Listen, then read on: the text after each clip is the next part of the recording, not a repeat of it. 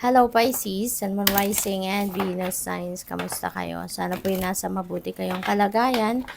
Welcome back po sa Star Tarot at kung bago kayo rito, welcome din kayo. Thank you for your support. I truly appreciate it. God bless you all, Pisces. So we have courage. Ayan, pakatatag ka lang, Pisces. Gisingin mo yung inyong tapang, tibay ng loob. Okay?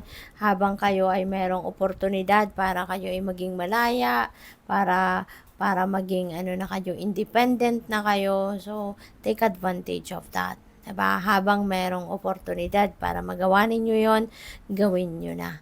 Okay? Kasi siguro, diba, baka dati, you are being restricted by someone, baka kayo ay yung buhay ninyo pinapatakbo ng kung sino man, maaring bow lang kayo ng bow sa kung sino man, kung anong sabihin sa'yo, yun ang gagawin mo, hindi ka kumukontra, kasi po pwedeng napaghihinaan ka ng loob, diba? Kaya sunod ka na lang na sunod sa kanya.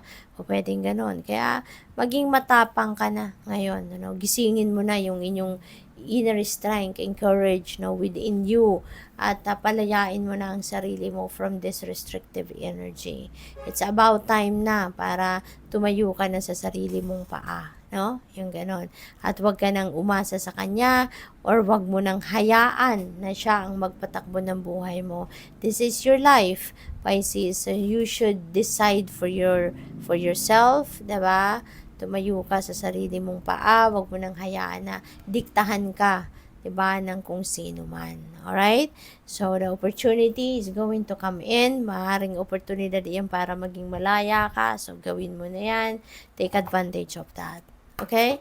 So good luck sa'yo. So, tignan natin kung ano pa ang mga mensahe sa'yo. And I would like to say thank you muna for subscribing. And if you haven't subscribed yet, subscribe na po kayo. And there is also a join button sa baba ng video. So, kung gusto po ninyong member, click the join button lang po. Thank you. So, we have jeweled web connectivity. Ayan. So, pwedeng networking ito. Pwedeng yung connection ninyo to with other people, baka sa ngayon mas mag-expand kayo, no? Sa ngayon maybe you are going to to broaden your horizon, you're going to broaden your connectivity, mas marami siguro kayong, mas malaki siguro ngayon yung magiging network ninyo, something like that. So what else? We have unmarked trail revelation. Ayan. So you know what, parang meron divine intervention dito ako napipick up, no? Pisces, maaring the right path towards kung saan kayo dapat mapunta sa ngayon is being revealed to you by the divine. Baka ngayon magkakaroon talaga kayo ng enlightenment, baka magkakaroon kayo ngayon ng epiphany, magkakaroon kayo ng sinasabi nating light bulb moment, no? At talagang makikita mo, no, or maiisipan mo kung saan ka dapat mapunta or ano nang dapat na direksyon na tatahakin mo sa buhay mo sa ngayon, no? So good luck sa iyo. So we have compassion. Ayan. So maybe some of you, Pisces, you have a very compassionate heart, no? Maaaring kayo ay napaka-supportive sa iba, napaka-matulungin sa iba, siguro napakalambot ng inyong puso, yung ganon. Or, pwede rin na kayo nangangailangan ng compassion sa ngayon. Baka kailangan ninyo ngayon ng tulong, kailangan ninyo ng suporta ng ibang tao, so pwedeng ganon din ang ganap, no? So, good luck. Tingnan natin kung ano pa ang mga mensahe para sa inyo, Pisces.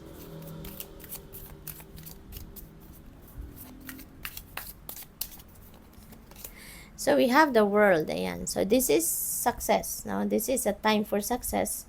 Pwede na ang iba sa inyo rito is going to be successful sa mga ginagawa ninyo, sa mga sa task ninyo or mga sa trabaho ninyo, no?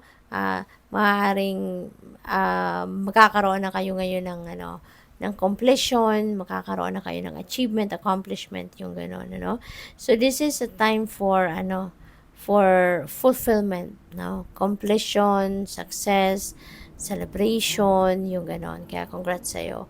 Travel also pwede, no? Magkaroon ng opportunity ang iba sa inyo dito to travel for whatever reason. So, what else we have? Knight of Pentacles. Ayan. So, magiging maingat, no, kayo.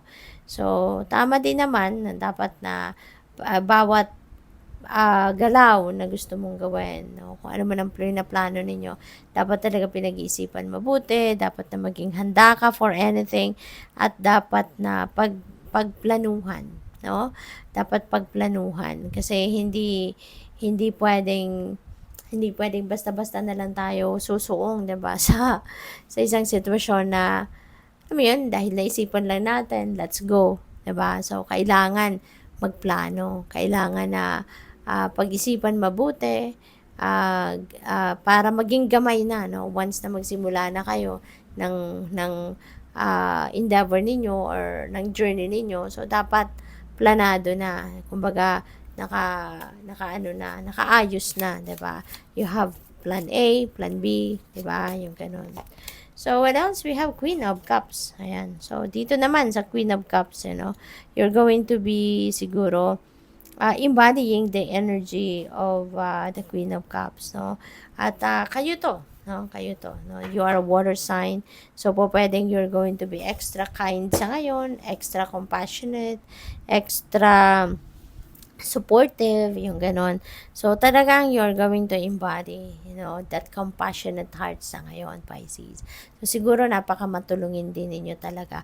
Marami siguro taong lumalapit sa inyo, no? Or ngayon, lalapit sa inyo para kayo ay hingian ng tulong, hingian ng suporta, baka napakagaling din ninyo mag-advise, kaya maaaring may mga tao din na lalapit sa inyo ngayon to ask for your advice, 'di ba? Maaari din na baka kayo, no? Baka kayo isang mentor, counselor, baka spiritual guiding kayo or spiritual counselor, teacher, mga ganon, no? So, good luck.